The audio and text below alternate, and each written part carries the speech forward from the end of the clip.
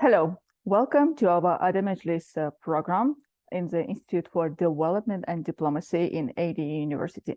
I'm Anastasia Lavrina, and our special guest today, Jean-Michel Brun, founder and editor-in-chief of the French news portal Musulmans in France. Mr. Brun, hello and welcome to our program. Hello, how are you? Thank you so much. And we are pleased to talk with you about the situation in our region, in the European Union, and overall about the local and global politics. So, I offer to start our conversation with your recent visit to Azerbaijan. You had a chance to visit Shusha, our liberated Karabakh. Please tell us more about the project you're working on and your impressions.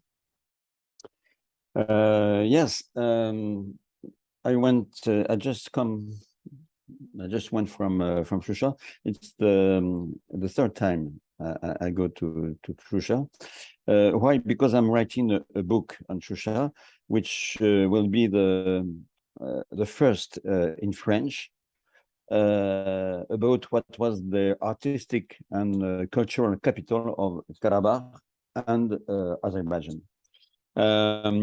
I write this book in collaboration with Professor Elchin Ahmedov, with the Dean of the Faculty of Political Science in Baku.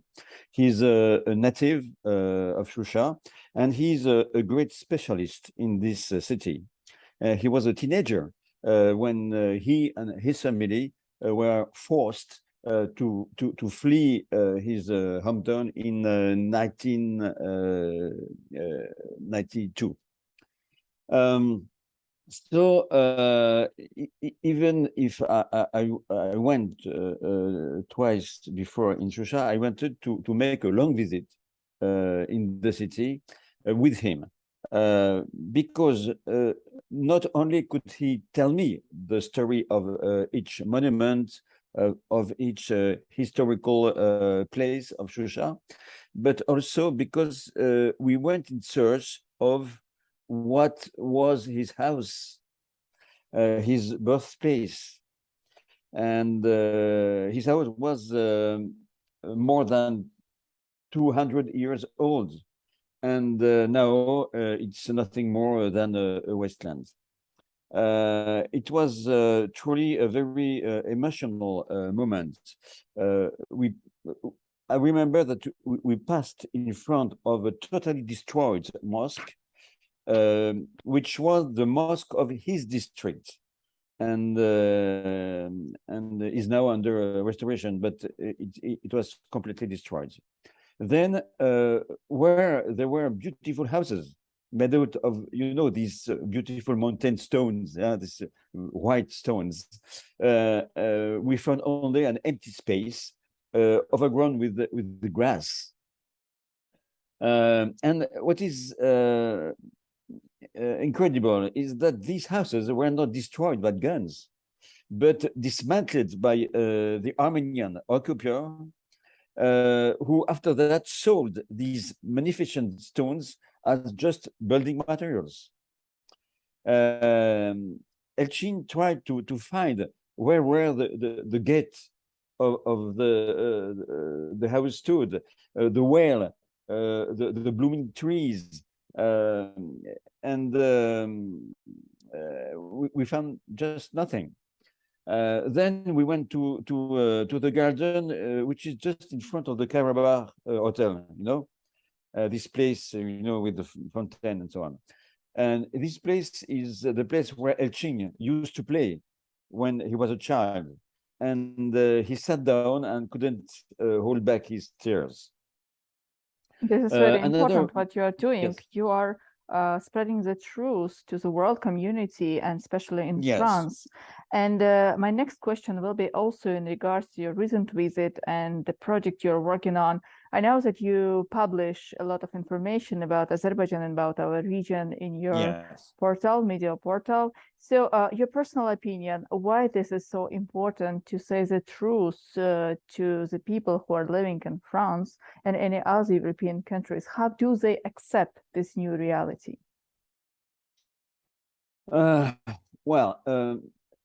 Maybe first I want to tell you something. Maybe will that will sound terrifying to you, but you know, the Karabakh conflict had at least one advantage, and that was to start making Azerbaijan known.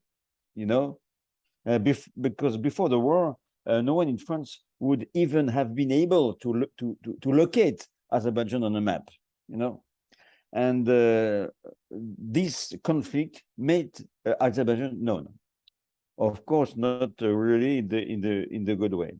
The problem is that, unfortunately, the pressure of the Armenian nationalist diaspora tries to present Azerbaijan as the opposite of what it is.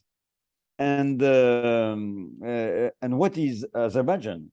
And it's what I want to display to people is it's a country of extraordinary cultural and artistic resources, and above all, for us, it's an exemplary secular country, animated by a real spirit of cultural and religious tolerance.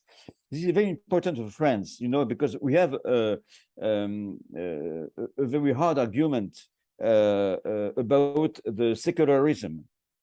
And some people here in France think that secularism is to push the religion out of the public place. And Azerbaijan show a way to have an inclusive secularism. And it's very important lesson for us. It's why it's very important to show what Azerbaijan can teach us, you know. I just want to give you an example. I often say that, I know, but you know, the French the French right-wing thinker trace the source of the French spirit to the philosophy of Enlightenment, you know, this philosophy of the 18th century. And in fact, the bases of this philosophy were established 5 centuries before by the Azeri poet-philosopher Nizami Ganjavi through the famous Khamseh. It's why we can see how everything should bring these two countries together. It's very interesting. You know, in your sources, you mentioned you publish a lot of information about the culture, traditions in Azerbaijan, about the politics and economy. How does it affect the understanding? How maybe more you're planning to do this work to attract the attention? How does it change the situation and all? I mean, your particular work and the work of your website.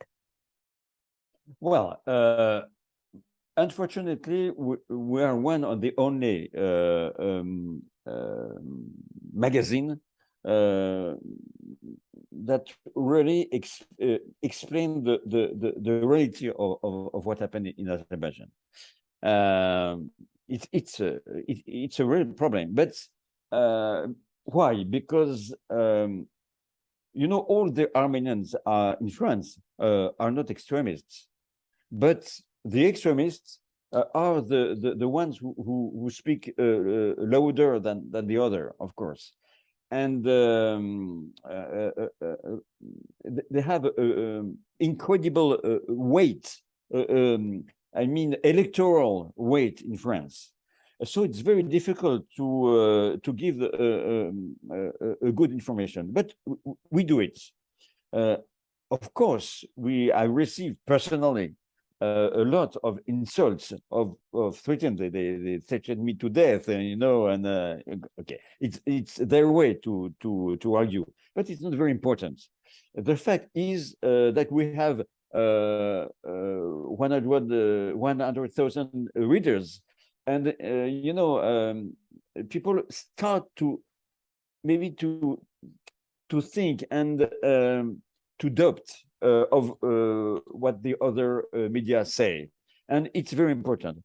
We do it, you know, we do it slowly, step by step, but we do it. Let's talk about the peace in our region. We know that France is one of the European countries which also suffered because of the Second World War, and it was a long process of restoration, economic integration between the European countries, which finally brought to the establishment of the European Union after the 19th. In your understanding, in your opinion, how do you see the peace process in the region of the South Caucasus? What are the key arguments and the elements to bring us to the long-lasting peace and sustainability? Well, first of all, I don't really want to compare what is not comparable. You know, in France and Europe, we suffered the consequences of a world war initiated by a mad dictator. Definitely, this is not about the comparison of the cases. Yes, this is about the situation of it's quite different. restoration. Yes, of course. Yes, just that what we can say is that obviously prosperity needs peace, and this is in the interest of everybody: Armenians, Azerbaijanis, but also Russians, Turks, or Iranians. It's very important that all the countries of the Caucasus and Central Asia work together in a win-win relationship and cooperate economically, politically, and culturally. It is everyone's interest. And I think that a country like France should understand that. I think it's quite important. And we try to do our best for that. Exactly, and to bring a precise example of this cooperation, just recently the French embassy in Baku has handed over 130 landmine detectors to Azerbaijan in accordance with the declaration of intent dated February 25, 2022. Tell us about your vision of French contribution of France to the peace process in Karabakh in Azerbaijan. Well, the first thing is, of course, we have to welcome this initiative, of course. France cannot remain indifferent to what must be considered as a war crime. I think that nothing is more cowardly than laying mines in places that have no military role, such as houses, streets, cemeteries. It's only also striking to see. I saw in the cities of Karabakh, and even especially in Shusha, these panels nailed to the wall of houses, indicating that the place has been cleared of mines. It's incredible. And even if the Minsk group no longer actually exists, France still has a role to play. Yet, by requiring Armenian leaders to hand over exact maps of the mines, of course. But I think that France could play a role in reconstruction of Karabakh. Of course, the problem is that the electoral weight of the French Armenian community is slowing down this process. And I'm afraid that France is now missing out on a very exciting adventure with Azerbaijan. But nothing is not forever. As I told you, not all French Armenians are extremists. And I think that France will see soon where justice, equity, and even his interest is lying.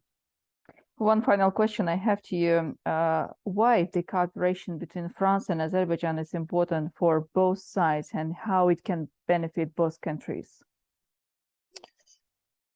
As I told you about, the philosophy of Nizami, it's absurd that the current relation between France and Azerbaijan are not good. They have every reason to be excellent. Azerbaijan and France are two countries of great culture with a very abundant artistic production. They have impressive historical and touristic richness. And I think that the both countries have to improve their relationships. We have already in the field of education, for example, we have already a cooperation. We have a French high school in Baku. We have the Franco Azerbaijani University of UFAZ. And they deserve to be of course developed, and it's exactly what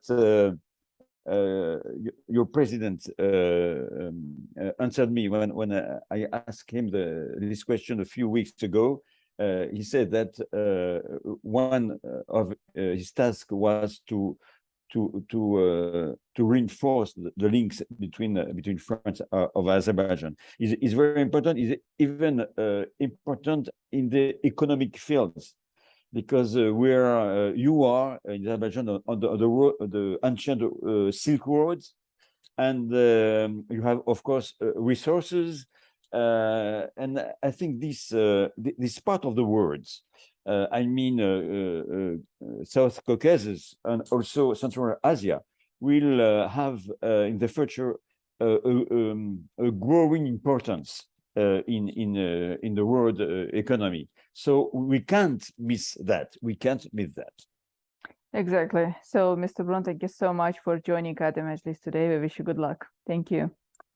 Thank you very much. Thank you very much, and see you soon. Thank Bye-bye. you. Just to remind, you watched Majlis Media Project. Our special guest today is Jean-Michel Brun, founder and editor-in-chief of the French news portal Musulmans in France. I'm Anastasia Lavrina. See you in the next edition.